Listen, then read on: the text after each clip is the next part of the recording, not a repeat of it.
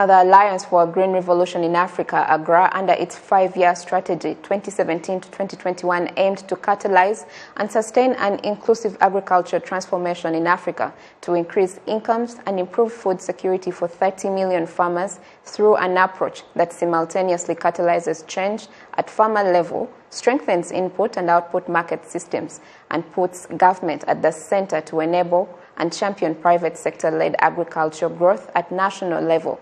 Speaking about its implementation in Rwanda so far, Professor Nuhu Hatibu, the regional head of AGRA East Africa, had this to say.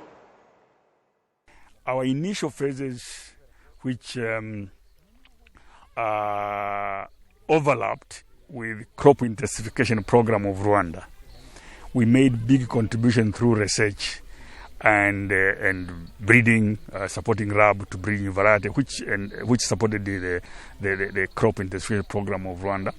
In the recent phase that we are in, our main focus has been these two issues that I've just spoken. We are seeing here as an example, was to focus on linking farmers and commercializing farmers, linking farmers to market, move as many farmers, as many smallholder farmers as possible to be commercially viable, to a farming that is not for subsistence, but it is commercially viable. That's number one. Number two, supporting a system that will commercially supply the key inputs. And one of the big inputs, of course, is seed, but other key inputs like fertilizer and other chemicals. And now we are also supporting mechanization development in Rwanda to really make sure that there is also adequate amount of mechanization.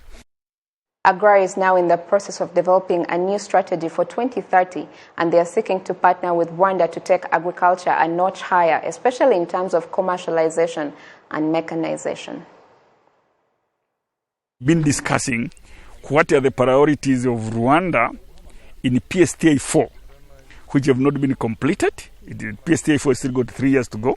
What has not been completed in PSTA 4, which is part of our priorities in AGRA 2030. And we're just starting the process of matching the priorities of AGRA for 2030 and the priority of PSTA 4 in the remaining 3 years of PSTA 4. We are planning to make sure that what we do in the next 3 years is supporting Rwanda to really implement as much as possible the priorities of PSTA 4. And then we would like to be a partner with Rwanda in developing PSTA 5 to make sure that PSTA 5 take Rwanda agriculture to a higher level, especially in terms of commercialization and in terms of mechanization, because because you need to commercialize in a serious way. We know that we have done adequate amount of work to support the creation of a good seed system.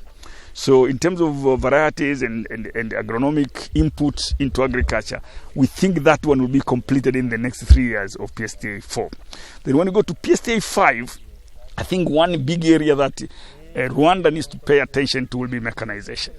And we are now we are initiating with the mini-agri, a program that will look at what type of mechanization is suitable for the agricultural landscape in Rwanda.